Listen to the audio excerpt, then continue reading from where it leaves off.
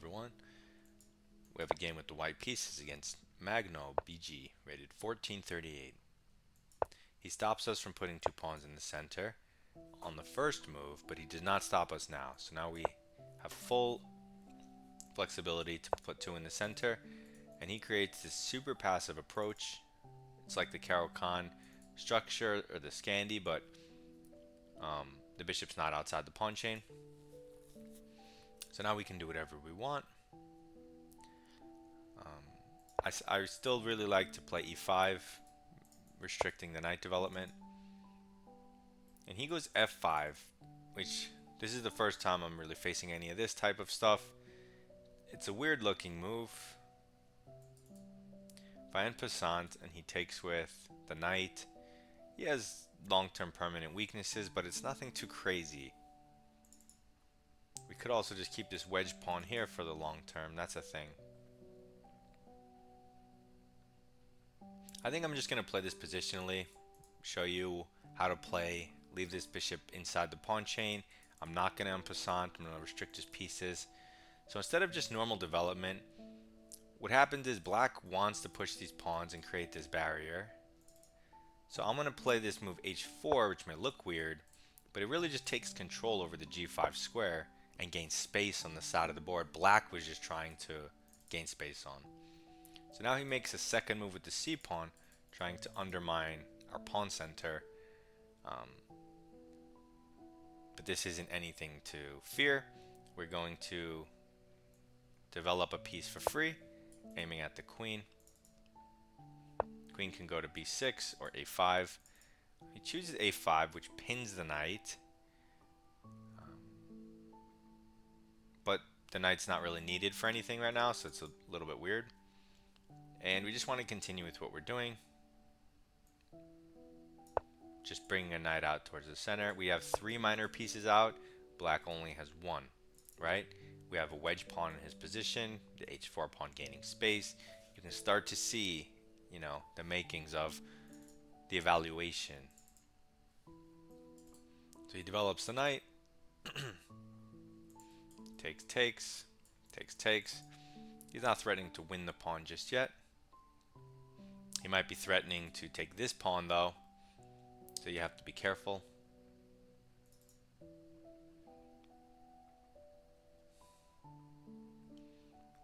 I mean, these light squares a little prohibitive. I think I just want to develop a piece and pin the knight because the knight is pressuring the dark squares. And I want to have control over the dark squares in the center to maintain my space advantage. So I might be willing to give up my bishop for the dark square control, right? Because the knight can control the dark squares, my bishop can't. And my bishop normally would sit on d3 and look at his king. But because there's this f5 inclusion, I'm just going to take the knight because the diagonal's blocked. Now he doesn't have the same amount of pressure on my center, and it's a lot more comfortable to play. So I think we're ready to castle. He might be targeting some pawns or whatnot, but I'm not really in the mood for any of that. Let's get our king to safety. Look at him. He looks almost undeveloped, like he didn't move a single thing but the queen. And we have three minor pieces, right? So I really like the way white's playing here. It sounds funny because it's me, but knight e7 is just a developing move. It's not really doing anything, so I'm not eager to try to take it off the board. It does give me the possibility of taking. He can't develop the bishop there. Do I want his queen there? I could jump my knight in. That looks like a nice square for one knight. I could put the other knight here, targeting his weakness. That looks nice. It all looks pretty good.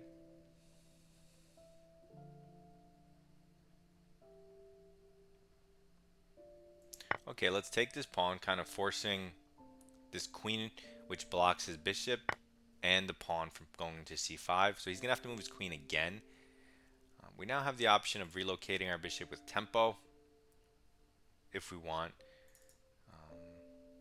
But I'm kind of thinking knight here is a bit better.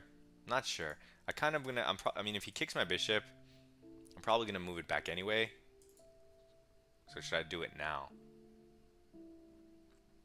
It also opens up that square for the knight, Okay, let's bring it back since we're gonna want to do it anyway at some point. Okay, he moves his queen. He's targeting stuff like this. I mean, can this work though? It's all a bit suspicious.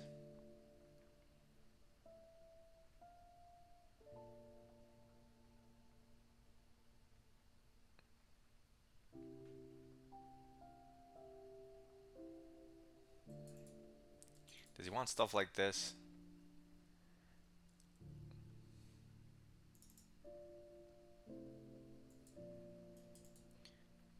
If I go here and he takes my pawn, my c pawn is undefended. So if I hit the queen, he takes my c pawn, and I try to trap it. It's trapped in that line, I think. Guess he has c5. I take a queen, he takes a queen. I mean, I could definitely go for that.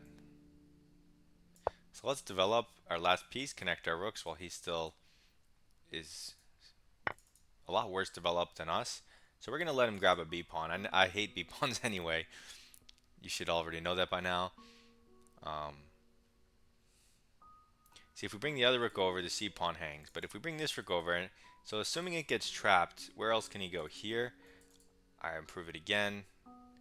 Yeah, he's really running low on squares. So let's improve another piece for free. Look at all the squares it now controls. And he doesn't even get the turn. So he goes pawn hunting.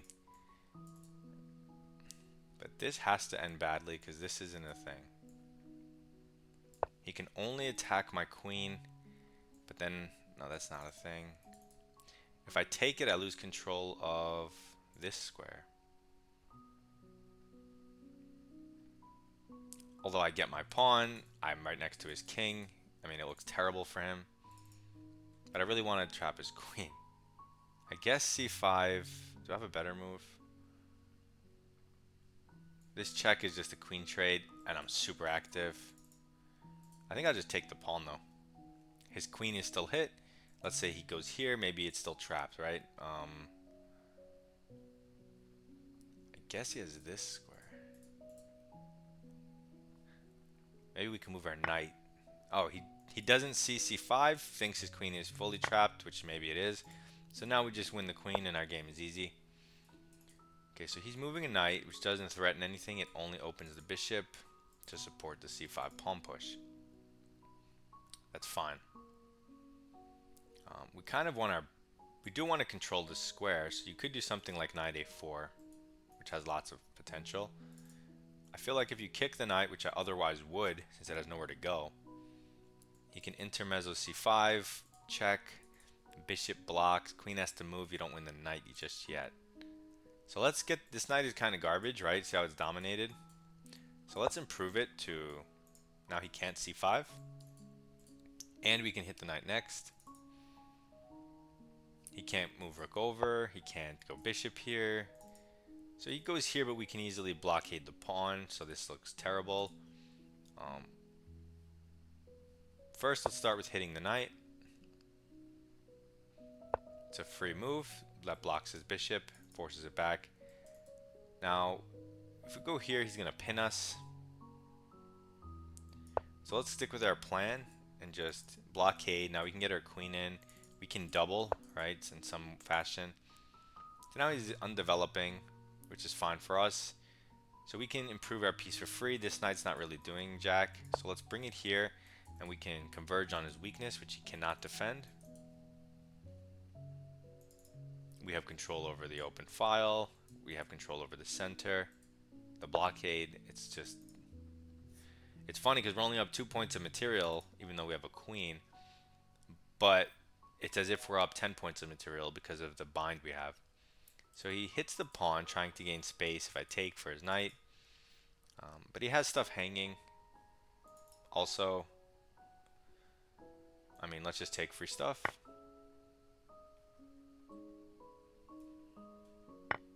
Okay, so he takes, but now these pawns are terrible. It really only weakens his king. He walks into this fork, so he just wasn't addressing any of the stuff in the position. So we could take a free rook. You can give this check and take this free rook. I mean, he's probably going to resign if I take too long. I guess let's start with this free rook. It doesn't matter. Okay, he goes over, which doesn't threaten a single thing. Let's just bring our knight back casually. Now this check is super annoying because if I go check, well then he can take it now that my queen's hit. So check, he takes it. Yeah, I don't have the follow-up. I could just improve more on my pieces, I guess. Let's just bring in the rook, and we can bring in the bishop somewhere.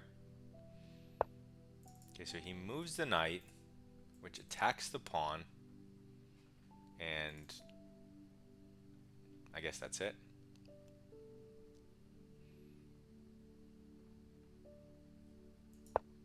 Okay, now it's a protected pass pawn. It's super strong. His knight's limited, so he's just playing around on the side. We don't have to worry about any of this.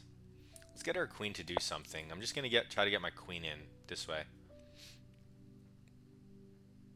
He has like no legal moves for his pieces. He's stuck. So he's going back and forth with his knight. He's defending this. That's all fine. Now we could throw in this check because it forces mass trades and we're up 7 points. So he took a pawn, but we take a rook, right? So he has to address that. So now he takes a rook, but now we take a bishop, up 9 points of material, threatening, yeah, everything. And that's the game. So it's a good try by Magno, you know, decent player, 1438. We tried to get a Jabava London, but didn't quite work out that way because we got to put 2 pawns in the center.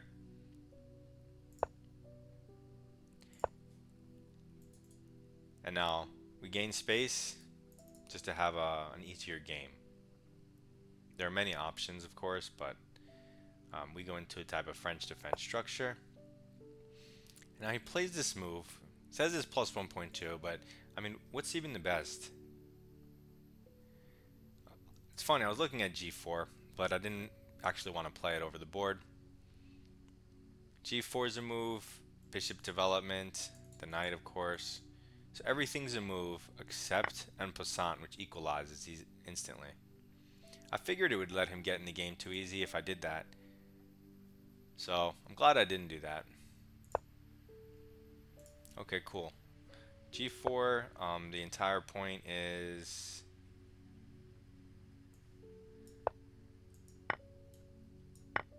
Actually, no, let's go here.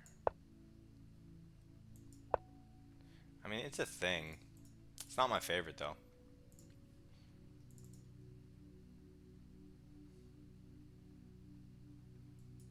Bishop e3. But I don't really want to, you know, why start with the bishop?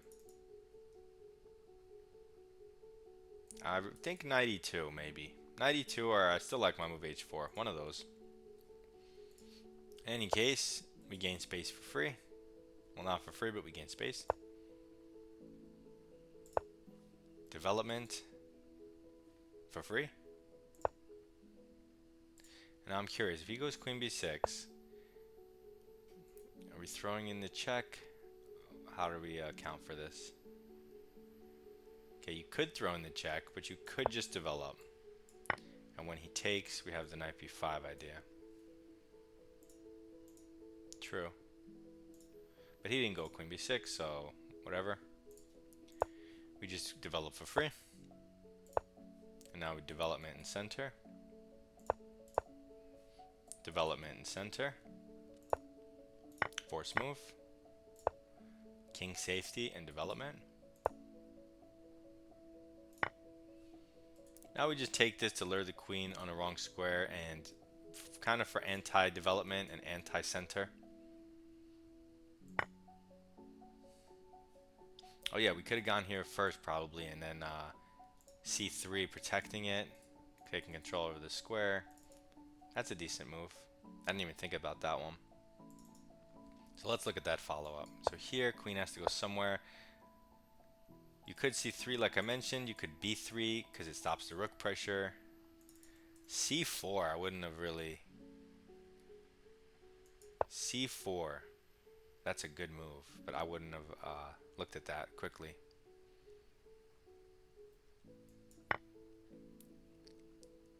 Okay, if he takes, you're just trying to weaken the position. If he doesn't take, let's say he goes back.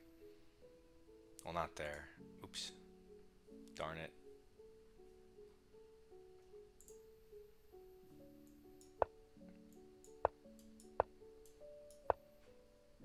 Then the idea, b3.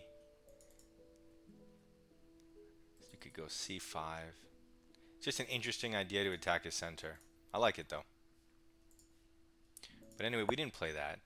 We improved the piece for free, plus 1.5. And then we developed our last piece with a threat, inviting him to get trapped.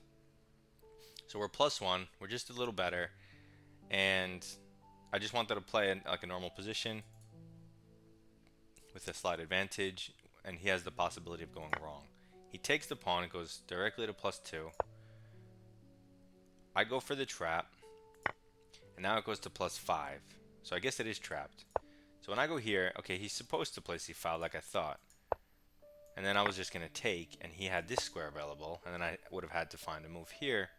So what are they saying? They're saying you can just kill him with your queen. This is a weird move though. Queen c7. I guess the idea would be to bring the rook somewhere or the bishop somewhere. Knight in makes sense. Knight in makes sense. I kind of like this knight to d4. But yeah, we have lots of options, but he didn't go for that. He took the rook. Now we're up everything. Improve a piece and prophylaxis. See how we did 2 in 1? Improve our position for free and anti-development for him. Now we just improve a piece. Positional win. Improve a piece for free. Free stuff. Free stuff. Free stuff. And now I'm just improving the piece, trying to get closer to his king. You could do whatever you want. I mean,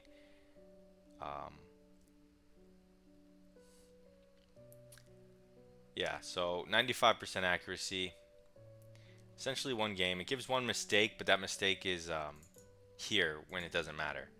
You know, they're saying this is the mistake, taking the rook, that you had the option of pushing and taking this rook, but I also mentioned that. I also knew that was a thing, and I said it doesn't even matter, so it's not a mistake that matters. You're +10, who cares? And so pretty decent game overall against a 1400. You can see some of the ideas that stem from putting 2 pawns in the center. You can see how I try to play against it.